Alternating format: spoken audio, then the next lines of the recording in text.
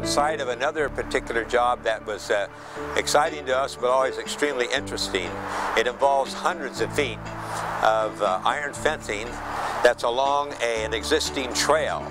The trail is managed and in the easement of the City of Orange.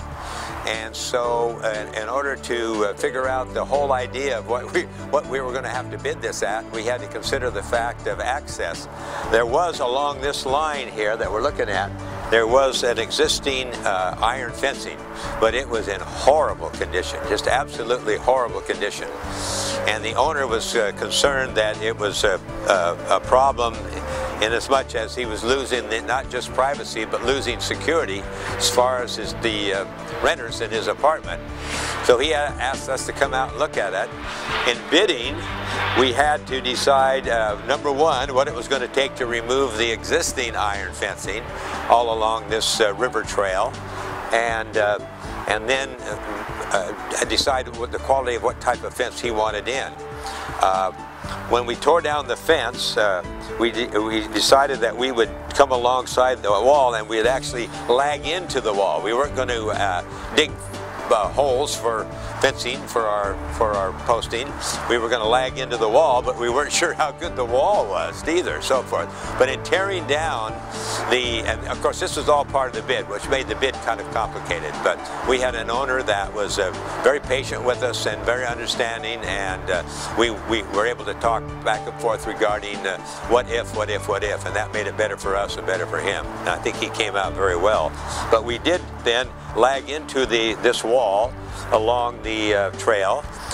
We had to concern ourselves with the City of Orange because they were in charge of this particular trail, and they weren't sure at all that we could come in here and do what we had to do and keep the trail open for the many people who like to use this. But we were able to work that out with the City of Orange. The project turned to be a win-win project for everyone. It turned out to be very successful for the owner.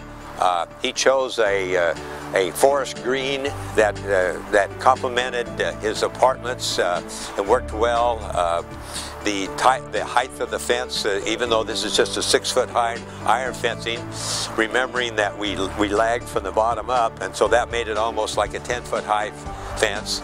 So the security aspect was solved just almost immediately.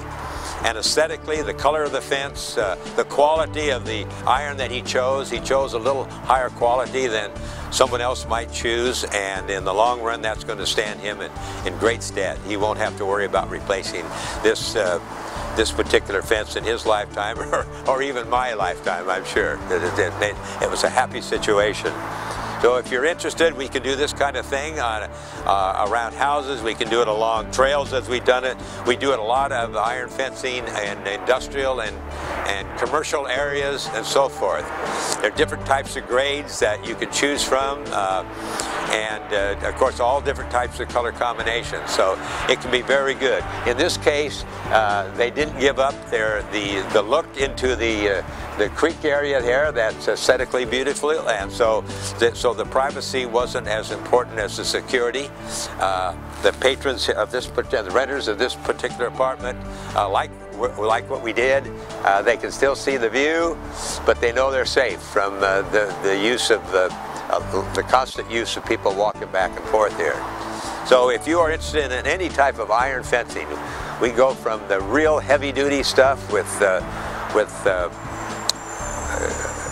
automated gates, heavy iron automated gates, electronic gates and things like that, to more minor types of iron fencing you'd find around homes and everything. They're more than adequate for a home, but they don't meet the stress requirements that we would need on an industrial site or school site or what have you in that respect.